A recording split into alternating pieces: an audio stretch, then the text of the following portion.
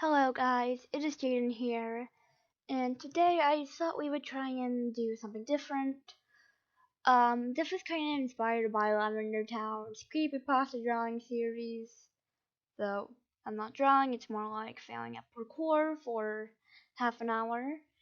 But I am going to be reading creepypasta stories, just for something occasionally, I don't know. But anyways, let's get started. I'll be reading Mother's Love, posted on December 19th, 2021, according to the page. It had been over 3 days since the power to Liz's house failed. You might think this would be a major cause for concern, but that was far from the worst thing that had occurred over this last torturous month. Martial law had been implemented 2 weeks ago, a citywide curfew now in effect to stop the free movement of people. Portland, they were told, was one of the few places to escape the worst of the virus, and these controls were essential to keep it that way. Those found breaking the curfew faced summary execution, no matter what valid excuse they might think they had. Man or woman, if you broke the rules, you were deemed a threat and ruthlessly eliminated. Of course, it was typically women affected by this, because most of the men had gone. That was the way it had to be, they were told. The same went for the political agitators, the rebellious, and those who chose to break the many laws that were previously used to control people's lives. There was no tolerance now. Either you did as you were told, or you were deemed unfit for what was left of the world. Desperate times called for desperate measures, as you see. That was what the talking heads on the limited number of TV and radio channels had told everyone, and on the whole, the population acquiesced because the military was the only chance they had to survive this nightmare. New York had been the first city to fall, though the origins of the virus were unknown. Nobody expected it, nobody predicted it, and when it finally appeared, no one had a clue how to defeat it. It was a silent menace at first, spreading through the population of the East Coast, hardly presenting as anything more worrying than mild cold-like symptoms. People were heard to complain that there was a bug going around, passing from person to person, throughout schools and hospitals, the colleagues of infection the people they worked with. Just a handshake was all it took, or a kiss from a loved one. A cough on the subway could infect dozens. The very air you exhaled could be home to millions of viral particles that floated on the air, ready to contaminate anything they encountered. Anything human mind. The virus didn't survive in any other species. Then a change came, and everybody fell to pieces. The prime responders were the ones first hit, catching the virus from those they interacted with, and spreading it on to further victims. With a 20-day incubation period, the virus was all the way across the city and the East Coast before anyone even knew what hit them. By the time the president was informed that there was a new virus going around, her entire cabinet was already infected. The president, being female, might have survived the virus, but the men weren't so lucky. The men who were guarding her, the men who ultimately ripped her to pieces. That was the way the virus worked. The plague infected both sexes, but it only changed the males. As the virus slowly ravaged the host immune system, the very body itself began to change. At the 20-day mark, infected males stopped being human beings, when DNA mutated to allow a new species to rapidly evolve. These new atoms didn't reproduce sexually. Instead, they created more of their kind via a much more unpleasant method, and they killed any female they could find. Male Homo sapiens warped into an entirely new species through mutation of their Y chromosome. To the woman, the virus was no worse than the flu. The first of the infected became the new species, Homo vampiris. At 11:13 p.m. on the 7th of June, in a small town in a sparsely furnished apartment in Queens, New York City, Arthur Miller had been his name, an unassuming accounting clerk whose sole claim to fame prior to the virus was that he had once stood behind Robert De Niro in a Starbucks. He was nobody, a worker drone who went to a job he hated so that he could fulfill the task given to him by people who cared nothing for him. Just another face in the crowd of 8.5 million people. He hadn't even been worthy of ridicule. Nobody was there to witness his transformation, an event so violent and rapid that it drew the disapproval of the neighbors in the property below. Those neighbors, despite deciding to keep their jobs to themselves, were soon overcome by Arthur, who went from apartment to apartment, sparing the state of the planet's destruction. By the time a policeman's bullet finally ended Arthur's rampage, he had infected over 27 men. All the women he encountered he killed mercilessly, ripping flesh from them so he could bathe in their blood. All those 27 men followed Arthur on the murder rampage he had started. The transform became known as virals. Thousands changed in the quick span of a few hours, millions in the span of a few days. Across America, human civilization began to quickly fall apart. That was how they lost the hospitals. The injured and the unwell ferried to those bastions of medicine. That rebel became central breeding ground for the plague. The change to humanity's DNA caused by the virus made the viral strong, durable, and allowed for regeneration followed by the severest of injuries. It also made them craze for the taste and the consumption of human blood, especially those of females who were hunted down in their droves. Despite the best efforts of the government, the onslaught of the virus was too great to be kept secret for very long. Even with internet restrictions that nobody ever thought would be needed, word got out before the lid could be put on it. Through social media and the dark web, the reality of what virals were was released to the world, and the world shook with the enormity of it. What mail could be trusted after that? Save for the viral, those with the means often ended their own lives rather than being forced to become part of the growing horde. Better to die than become one of those things, was the general consensus. Better to win it all than be eaten alive and drained of blood as the last spark of life drained from you. Suicide skyrocketed. Understandable, really, when you thought about it. Existence hadn't been that appealing to many as it was, and now the apocalypse had arrived. There was also a misunderstanding over what the virus ruled. In the beginning, it was thought that they were just partaking in a mindless whirlwind of insanity and infection. It soon became apparent that the virus rarely killed the men they attacked, only the women. They would gouge and bite and rip the eyes from people's skulls, but the majority of those males dying on would be kept alive until the virus changed them. Even more surprising was that, as the number of virals grew, the females would often be left unharmed until an area was cured of all opposition. Only then would former husbands, brothers, sons, and fathers return to the places they called home. Then the feasting would begin. Other animals on the planet didn't fare so well. There was no sparing them, but the virus only affected human DNA. Cattle, household pets, and even the rats that scuttled in the streets all became food for a creature whose sole purpose seemed to be to strip all life from the planet. The hunger of the virus was ravenous, their stomachs sometimes distending with the volume they consumed. Occasionally, a male naturally immune to the virus would be encountered. They would be ripped to pieces so that no remnant of the rejection remained to threaten the new order that was taking order. At first, the scientists thought that Homo vampirus was a rabid, insane creature, incapable of reasoning or conscious thought. It soon became apparent that, whilst many of them did not speak, the virus did in fact communicate. Everything they did soon revealed itself to be coordinated and calculated, with the virus acting in the way that best helped propagate their growing species. The unlike mindless attacks suddenly revealed their strategic purposes, with the military quickly becoming overwhelmed by the forces legion against them. Rumors began to flow that there was a hierarchy amongst the virals, that some had retained much of their human consciousness. Nobody seemed to know for sure. What they did know was that it took mere days for humanity to be brought to its knees. As bad as it seemed, there was worse to come. Chaos surrounded her.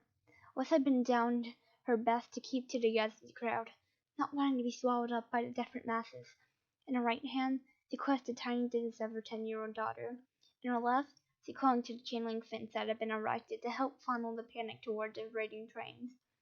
The trains screamed help. They screamed rescue. They hadn't let her bring a suitcase or a rucksack. The small shoulder bag was her most valued possessions, but the only thing she had been allowed. Ruby, her daughter, held tenaciously onto her teddy bear, the last semblance of childhood that had been ripped from her. Hundreds of people were here, moving steadily forward, with only one direction now allowed for them. Even if she wanted to turn back, the push behind Liz would have prevented it. There was barely any room to breathe in the throng that pulsed in the prospect of instant insanity. If not for the soldiers guarding the perimeter, madness might have taken them. dozens being trampled to the ground. The trick was to look forward and keep moving. One thing she noticed very quickly was that, with the exception of the soldiers, there were no men here. Most were off fighting on the front lines against the plane, but there should have been no men or even boys. If they were, Liz couldn't see them. This was a female exodus taken against many people's better judgment. Portland had been designated as a safe city, and then suddenly it wasn't. One day they were being told how the army was winning the battle against the forces brought into being by the virus, and the next they were being told to flee. They had no choice in the matter.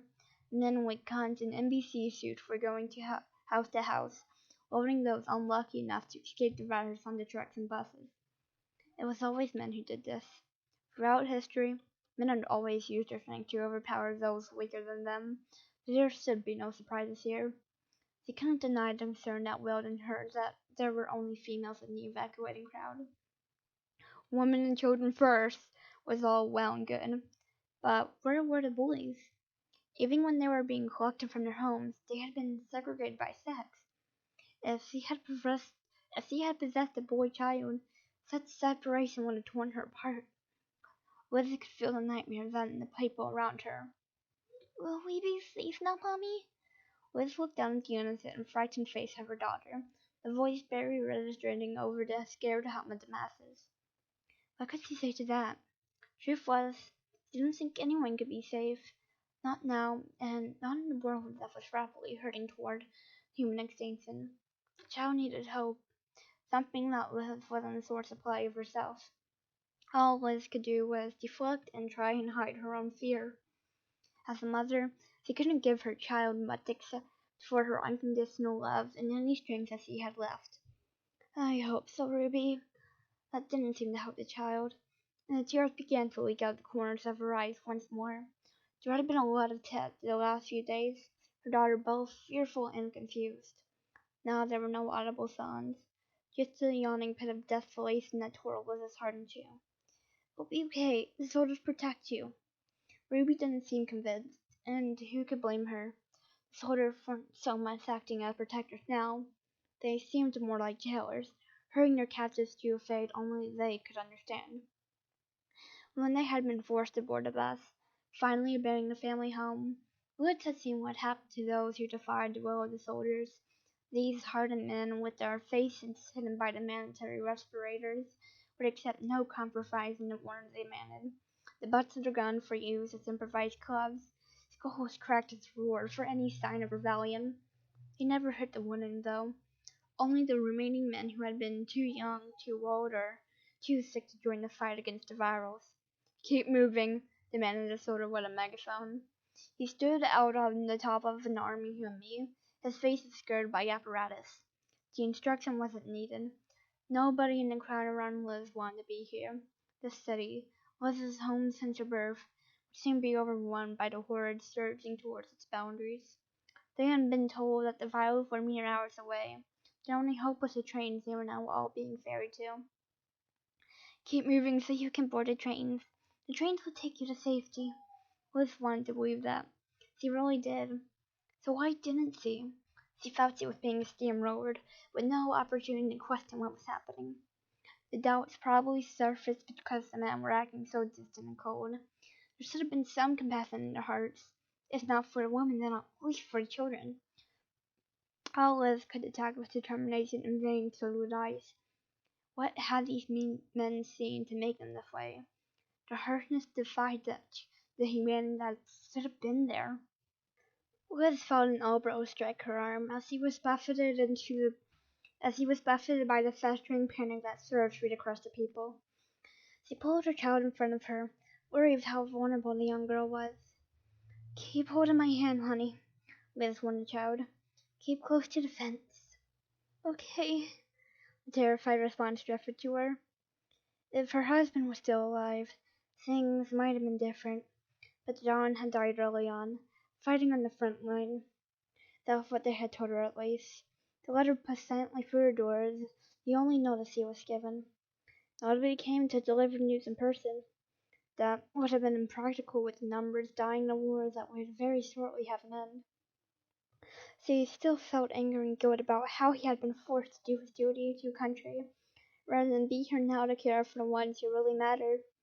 How could he be expected to raise a child in the world alone? It wasn't fair, and the crowd pulsed with its own resentment, mingled with the hope that salvation awaited them on the trains. For many, this was the last chance to keep their sanity. The first change had occurred just under a month ago, with the news media barely even realizing the nightmare that was growing. The government knew, though, as had governments all across the planet, because it wasn't just America that saw an outbreak. Every major country began reporting the rise of the virus, an unstoppable tsunami of death washing across the planet. When the truth about the virus finally couldn't be suppressed any longer, it was already too late. That was when the cities began to fall, the virus spreading across the land, driven by the relentless hordes that had been created. Military might couldn't stop it, and neither could science. Washington fell before the nukes could be deployed quickly enough. By the time New York and Boston had become smoking, radioactive ruins, the plague had spread too far to be suppressed by such weapons of mass destruction. If anything, the resulting radiation seemed to strengthen the virus. Those caught outside the blast zone quickly recovered from the energies, and their skin thickening as if to counteract the future use of such weapons. As amazing as it seemed to the foliage spreading on the ground, the monsters they faced became even tougher. In some cases, the skin became impervious to anything except armor-piercing rounds. That was the other thing about the virus. Their DNA was so enhanced that their bodies adapted to the threats hurled against them. The doctor called it HV1/5 virus. Everyone called it the Nosferatu plague because that was exactly what it turned people into. Vampires, vamps, bloodsuckers, and leechers. Virals. A dozen names arrived to mark the ambassadors of the apocalypse. Only sunlight didn't kill them, and garlic had no adverse effects. All of the symbols were about as useful as a fly swatter against a hurricane. Most of the folklore had been wrong about vampires. Made up stories about a creature like that, until now, had never actually existed. The vampires of today existed to suck the blood from the living and consume the flesh and nerves themselves. Then there was their secondary purpose, which appeared to be to spread the virus that demanded to control the world. Before the soldiers had come for them, Liz had been woken by the sound of the city's disaster sirens. That could only mean one thing. The city she lived in was close to being overrun. That noise would forever fill her with dread. Just the memory of it sent fear coursing through her nervous system. Liz would come to fear a lot of things as the days progressed. Everyone remembered the first time they heard about the virus. For Liz, she had been outside the school gates, waiting for her child to be discharged from the private school she and John paid too much money for. It would forfeit to keep her darling out of the public school system, but it was a severe stretch on their finances. There was no stereotypical metal detectors or armed police roaming the halls of the school, so they figured it was worth it. Every child who marched out of the main door was dressed in a regimental school uniform, the height of order and decorum, the education about as good as money could buy. Did you hear about what happened in New York? The question came from one of the mothers standing next to Liz. Liz didn't mind the woman, despite the Botox and the designer clothes she had squeezed herself into. Liz couldn't let herself enjoy such ostensive displays of wealth. They could afford to send Ruby here, but that meant sacrifices which both she and John agreed would be worthwhile. They were both getting by, but only just. Their lives were not blessed by the wealth that she witnessed every day she brought Ruby to school. The cars she saw were worth more than the mortgage on her house.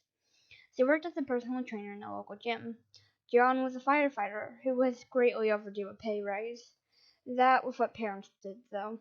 They put their own lives aside to raise the child they brought into the world. Why she couldn't vouch for John's inner dialogue.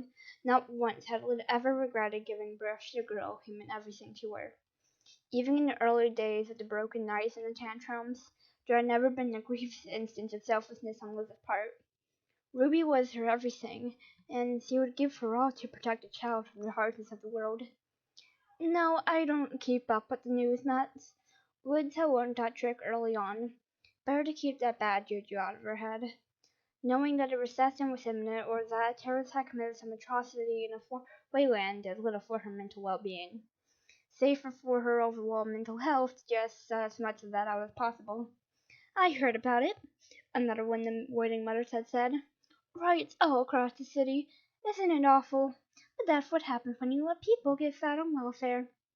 So true, the first mother had said. Liz didn't bother correcting them. Unlike most of the women that had stood there that day, Liz had not been born to money. She had worked her way through high school and college, finding a loving man who was equally devoid of rich relatives or business acumen. She would have liked to have told the zealous president that everyone deserved a decent start in life, but she knew no word would have fallen on deaf ears. Of course, it hadn't been rioting, not the kind most people expected. It had been a swarm of vampires, overpowering the subways to spread their viral seed all across the city. Within 2 days, the school had closed its doors, insisting that all children stay at home due to the growing national emergency.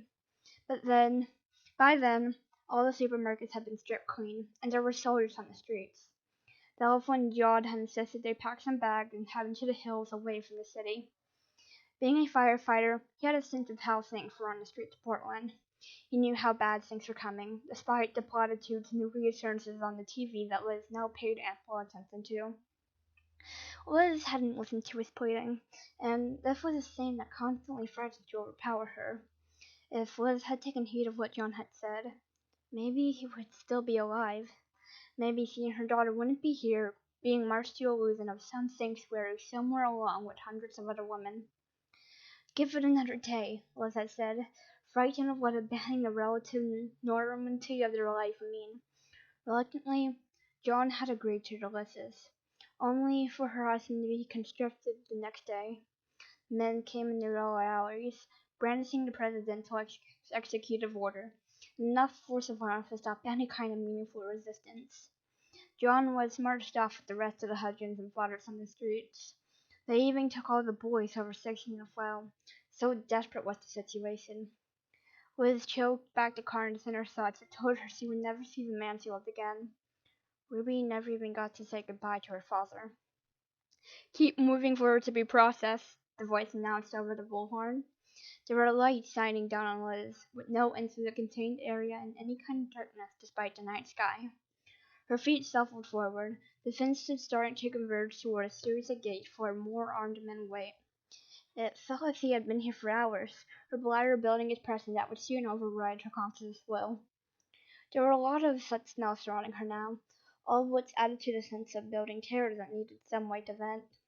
The gates ahead were the release valve. The people filtered through at an unacceptable speed. "Mommy, I'm thirsty," came Ruby's voice. "I know, honey," Liz responded, briefly caressing the child's long blonde hair. She would have given the child something to drink, but the one bottle she had brought had already been consumed. "Keep moving!" the booming voice came again. "Just shut up, damn you!" Liz wanted to scream. "Food and water will be provided once you are through processing." Processing? Why does it need to be processed? Liz took another few steps, the front of the queue now visible. There were 4 gates, each guarded by 2 men. Behind the gates were center wire tunnels where only a single person could venture through. This nonsensical design was holding everything up. Surely there was an easier way to get them onto the trains. Millions of people managed to commute to work that way every day. "But I'm thirsty, Mommy," Ruby insisted. "Hush now, dear, not long now." She hated the irritation that crept into her voice, knowing that her daughter was suffering just as she was. Probably worse, because Ruby didn't have the life experience to allow any understanding of why this was all necessary. There was no other way to save them, right? "Bits," someone shouted off to her right. Liz's eyes were drawn to a just visible randomness in the crowd. Another, more colorful word was used, and then the crowd swallowed up whatever altercation had occurred. The gates finally revealed themselves. The guards were still on the other side of the wire, none of them in reach of a woman or child that might have been brought to the edge of madness. Although guns were being pointed, their being held in a way that could have perceived as threatening. Women in front of her tried to engage the soldiers, clearly aiming to gain some insight as to what was in store for them. No response ever came, the men stoic and unflinching in their silent vigil. The gate for basically just turnstiles, which meant that only one person could process at a time. Each one had two lights. Green meant you could proceed, while red meant you had to wait. This had all been installed ready for the woman's arrival, and not a nugget of doubt grew in Liz's mind. If only she had listened to John instead of being swallowed up by her own doubts. There was a frightening moment when they reached the barrier. Ruby passed through with her mother's encouragement, but the light remained red for several seconds. Liz caught the hair to glance from her daughter, the uncertainty now spiraling to girl to a full-blown breakdown. Then the light changed, and Liz was able to walk through the metal arms to once again hold Ruby's shoulders. "Keep moving forward," the bullhorn voice commanded.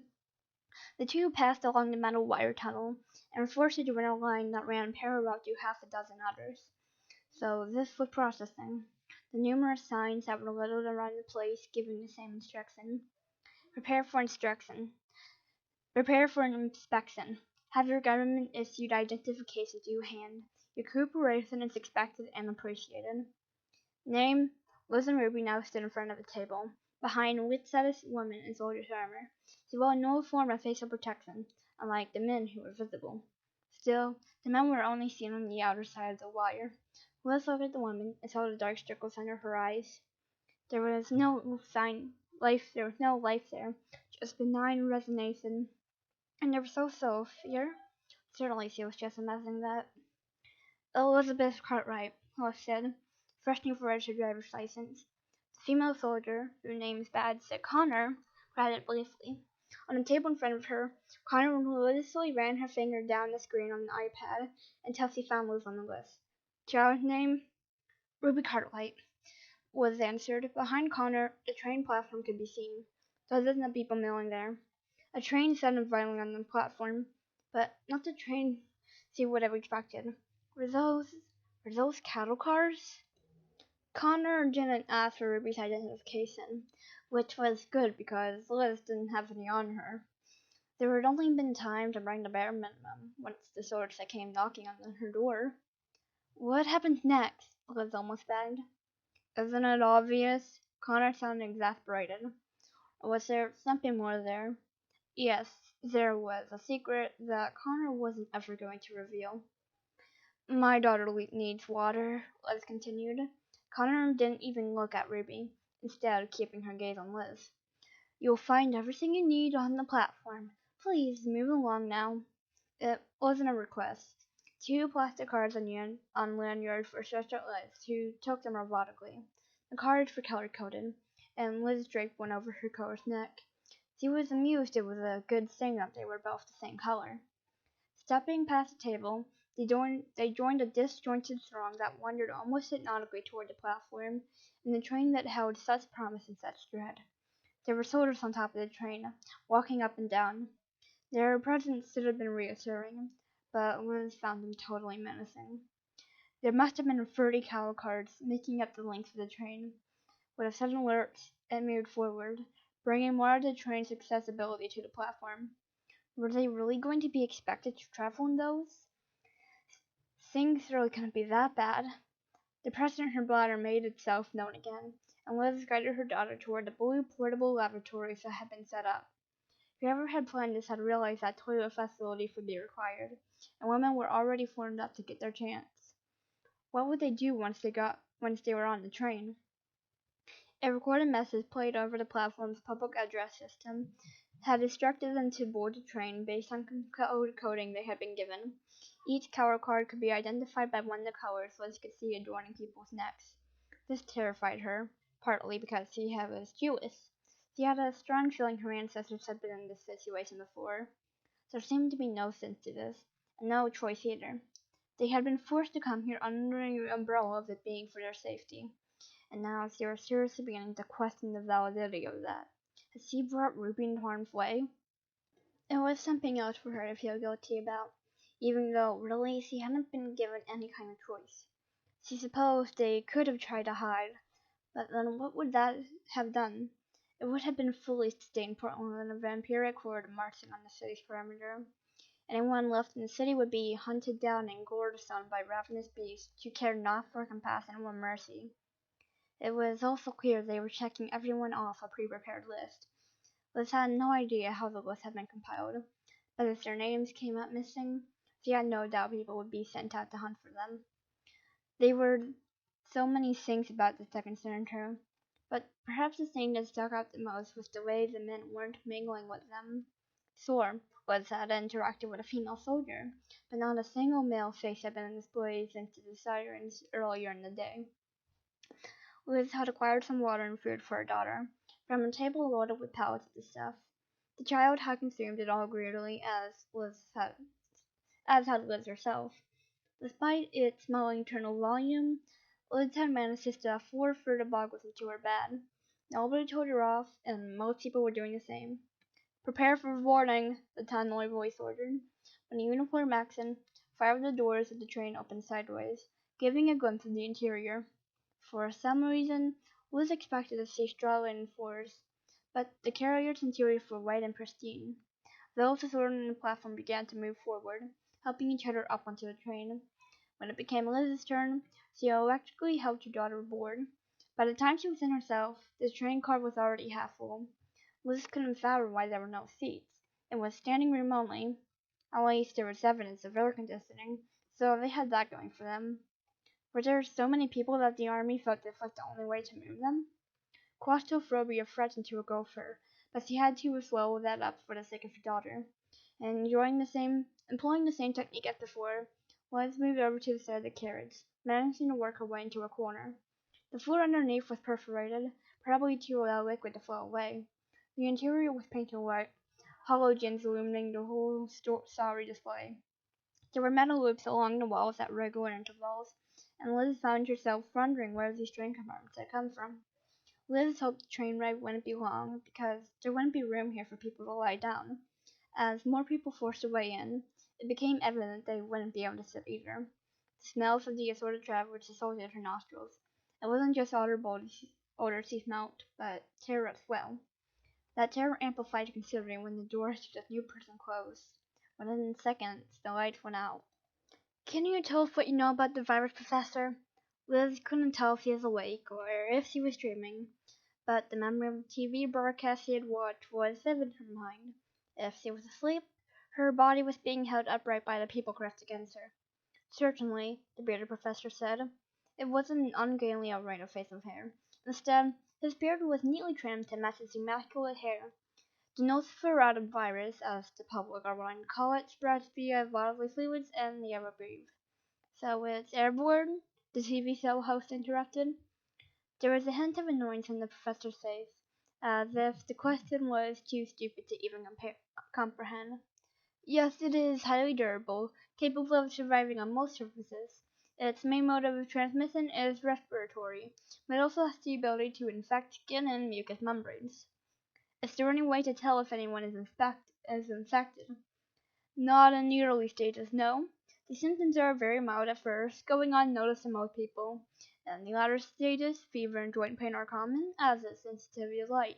It usually takes around at least 2 weeks for these to develop. What about being bitten? Inquired the host, to which the professor seemed to brighten as if the question excited him. That is a totally different scenario. Bites infect the host much quicker. I'm sorry, the host? The person bitten, the professor said, now visibly irritated by the idiot he was starting to broadcast with. Those bitten will change much quicker. The saliva of Homo vampirus acts almost like a catalyst to spread the infection through the victim system. So we are definitely stating the virus mutates people into a new species. I wouldn't use the word mutate. Any metric number? It is only the males of our species that are going to change. Are women immune to the virus then? Don't be ridiculous, the professor said before he caught himself. He forced a smile onto his lips. For a woman, the virus is debilitating, occasionally lethal, but the lack of a Y chromosome means they do not become converted. Instead, they seem to become the most sought after food of the virals. Have there been no reports of any female vampires? No, not that I am aware of. A murmuring could be heard in the audience watching the broadcast. Is there any word on a cure, Professor? A cure? There is not, and there will never be a cure. That's frightening. That's a frightening statement, Professor. The audience seemed to agree. Frightening but true. An infection spreads too rapidly. Many of the facilities researching the virus have already been overwhelmed. We've heard reports that the CDC Center of Operations in Atlanta has been lost. Indeed, the professor said sadly, that was one of the first research hubs to fall to the virus. For our listening audience, Professor, what advice do you have on how to deal with this present emergency? The professor dipped his head slightly, before looking directly into the camera. Pray. Liz was ripped from massaged by the lurching in the train, the brakes clearly being applied. She wouldn't say she was comfortable with the struts around her, but she had been acclimated to it. Looking at her watch, she saw that she had been on her feet for over 12 hours. Her calves were sore and frightening with spasm. Ruby had been spared most of it. Being the corner, there had been just enough room for the child to sit on the cold metal ground. Her knees held against her chest by defensive arms. It was only when the blinding lights erupted back into life that Liz had got to see how uncomfortable her daughter looked. Tired and petrified eyes looked back up at her, and Liz stretched a hand down for her daughter, who eagerly took it. The train lurched again, finally coming to a stop. There was hushed silence in the carriage, the uncertainty of what awaited everyone weighing on them. What would they find when the doors finally opened? Was this really the safety that had been promised? Above her head, the air conditioning buzzed, bringing fresh oxygen to those who were close to giving up altogether. There were over 100 people in here with Liz, but she had no idea how many were on the train in total. The door to freedom finally opened, and a wall of relief surged through the people like a wave. Without being told, the women started to unload themselves, the pressing on Liz gradually easing.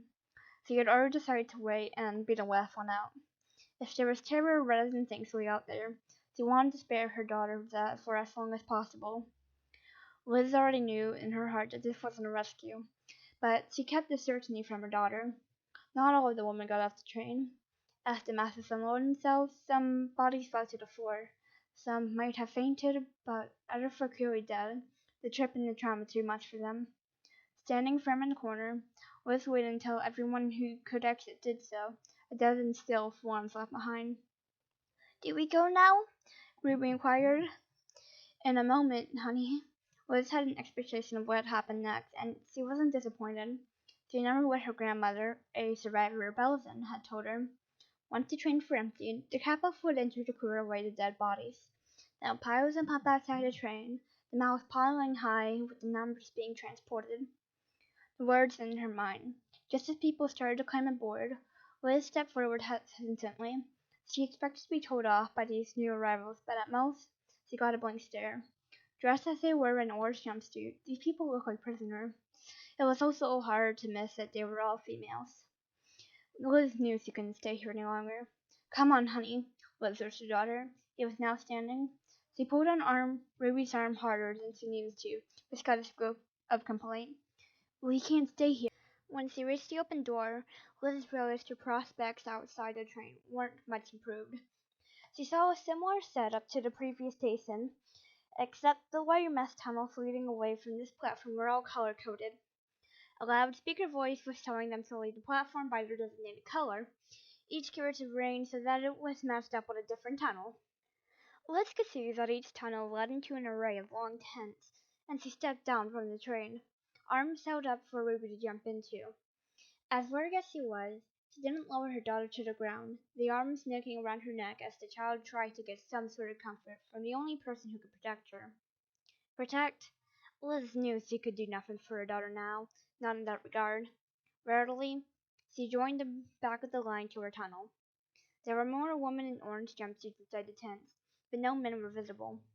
There didn't need to be, because there were surveillance cameras covering every inch and every interaction that could occur in here. Several of the new arrivals tried to converse with those in orange, but every attempt at an interaction was ignored. At first, some of the capos tried to help as many as they could, but that soon stopped when the punishments were meted out. There were too many amongst them willing to sell out their own kind just for an extra ration of moldy bread. Liz wondered if this was the case here. She knew others were having the same thoughts, but most of the women would still be clinging to the hope that this was the salvation that had been promised, even as they took off their clothes per the instructions on the signs arrayed around the tent. Even as they walked over naked, queuing up for the showers that awaited them. There was no resistance. Liz had no illusions, and she followed the instructions in numb disbelief. Ruby protested at being made to strip naked, but Liz persisted until her child relented.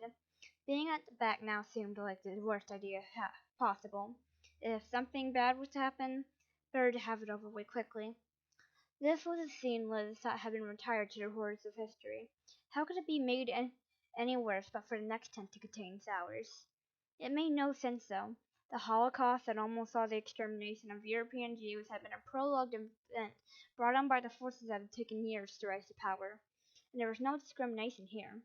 Every religion imaginable was likely represented, only there was a different type of segregation. Everyone now walking to the showers was the female of the species. I don't want to, Mommy, Ruby begged. Liz knew the only choice was to keep moving forward, so she pressed her child onwards. She felt resigned to her fate. She could have screamed, could have ripped at her own flesh, but that wouldn't have helped anyone.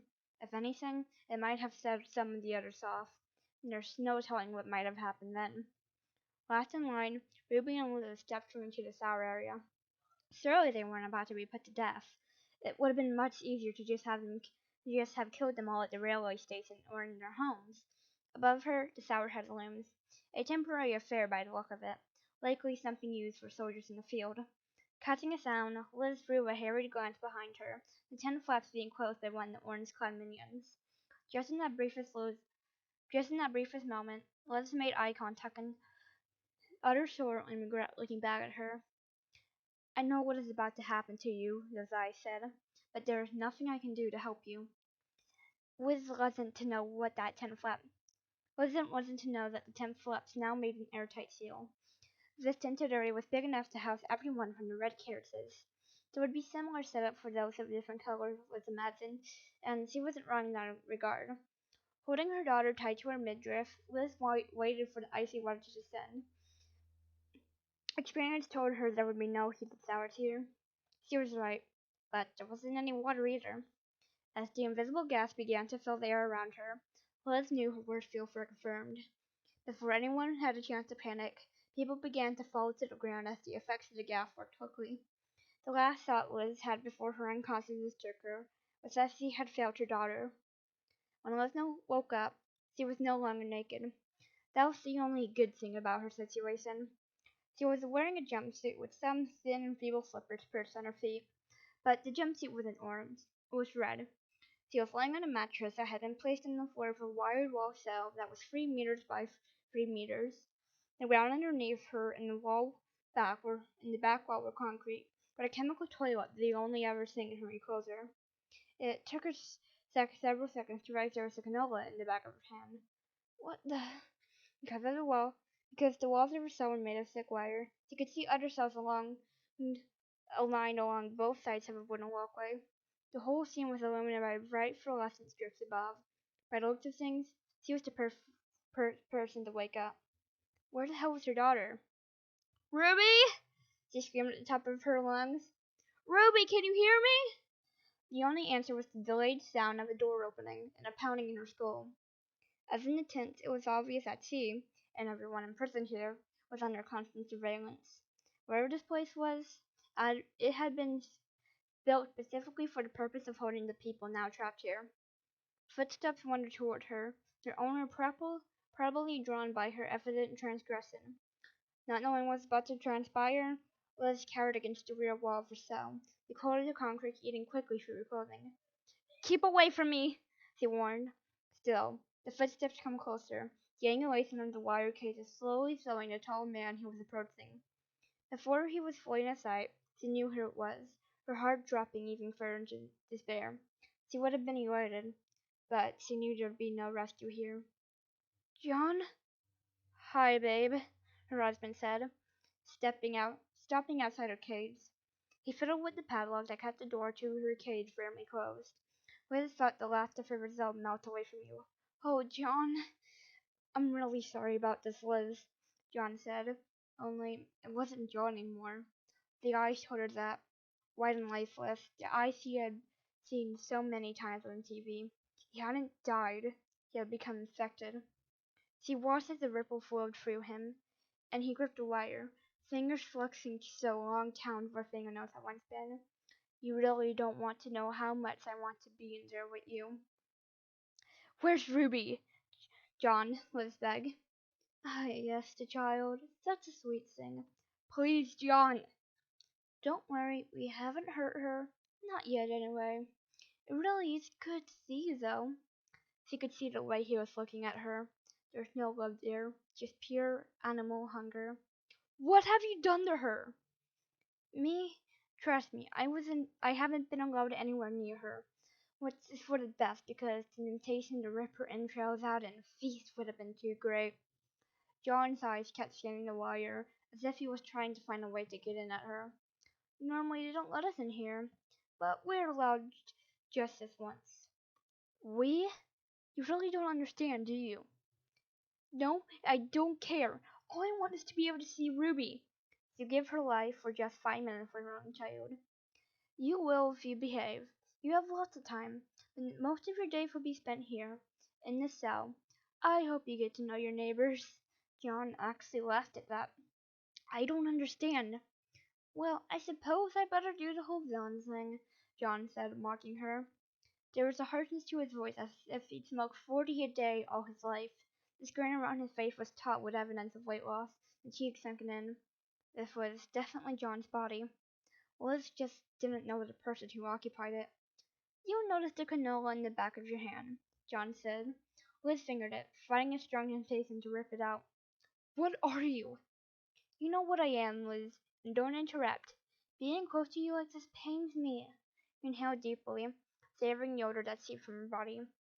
I can hear your heart beating, your blood pulsing. Never have you been more desirous to me than you are right now. What do you want from me? Why, your blood, of course, John said. Every other day, one of those orange bitches will come in here and extract some. We'll take enough so as to just keep you alive. I'm hungry, you see, and I have a ferocious appetite. But you're my husband. So they say, but if I'm honest, I barely remember you. But we are all married, so you have been assigned to me as my property. Assigned? The word didn't seem to make sense. Yes, Liz, I am going to feed off of you. I reckon you'll be good for a few years, and when you are finally nothing more than a dried up husk, you will be replaced by Ruby. No, you can't do this. Of course we can. This is happening all across the country, Liz. The women are being rounded up to be farmed. So much easier than hunting you all down. And this way we can keep the stock from getting ravaged. We aren't animals, Liz said defiantly. Oh, but you are. Juicy cattle, ripe for the bleeding. Be thankful you were married to me. Many of those who aren't attached to a surviving vampire are sent off to be breeding stock. There are so many of us now. We need to keep the farm stocked. Farms? What was this place? Those too old or infertile? Well, we have our fun with them. The grin on his face was manic. But the women order in Orange? How could they walk about so freely? John actually shivered in disgust. There are some of you who taste vile to us. They were given a choice. Work your lives or be given to our more sadistic brothers. But why do I get such special treatment? Because you are mine. Your daughter is mine. Hell, I might even stick another baby in you just to keep my family going. I'll kill you if you come near me, Liz warned. No, you won't. You'll be my pet until I tire of you. Then you'll be given to the dogs to devour. Liz didn't know it, but John wasn't referring to the canines of the species. The majority of males descended further into others into a savage, rabbit-like creature. You are lucky, really. There aren't that many vampires who retain their cognitive abilities. If not for me, things could have gone so much worse for you. John stepped back from the wire. Here, he'll be fed twice a day. You might not find the taste to your liking, but the food is designed for maximum blood output, and you'll eat it because your daughter's well-being hangs in the balance. Don't you feel anything for me? Liz knew she could just somehow get free to him. You are food, Liz. The sooner you realize that, the sooner you will come to love your new home. Go to hell! Liz screamed. which woke some of her fellow prisoners, her muffled voice that seemed to agitate John.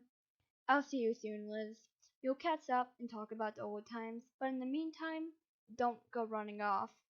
John turned and strode out the way he had come. Liz wanted somewhere to find, to hurl abuse after him in the hope that he would tear the door off her cage and rip her throat out. But that would be selfish. She had a daughter somewhere in the facility that she needed to try and protect. And if that meant Liz had to endure and suffer for decades so that John would keep his hands off Ruby, then that was exactly what she would do. A mother's love can endure many things, but could it endure this?